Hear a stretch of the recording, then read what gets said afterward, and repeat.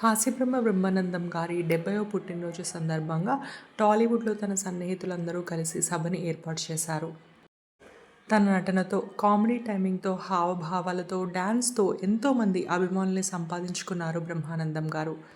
Guinness బుక్లోకి సైతం ఎక్కిన బ్రహ్మానందం గారి ఘనత గురించి మనం ప్రత్యేకంగా చెప్పుకోనక్కర్లేదు. 70 ఏళ్ల వయసులో కూడా ఎన్నో సినిమాల్లో కామెడియన్గా నటిస్తూ చాలామందిని అలరిస్తున్నారు బ్రహ్మానందం గారు. బ్రహ్మానందం గారి పుట్టినరోజు కోసం ఏర్పాటు చేసిన సభలో ఆయనకి సన్నిహితుడైన బాబు మోహన్ గారు, ఉత్తేజ్ ఇంకా ఎంతోమంది తోటి కమెడియన్లు పాల్గొని ఆయనకి శుభాకాంక్షలు తెలియజేశారు.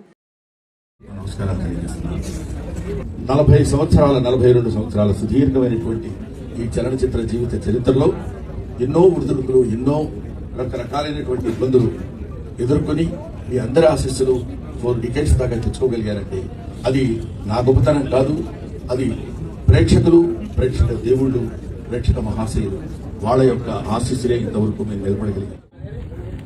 నేను అది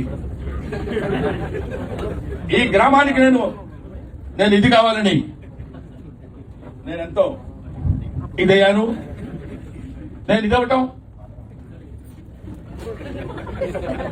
వాటిలో వాళ్ళందరూ నన్ను ఇది చేయటం నేను ఏదో రకంగా ఇదయ్యాను.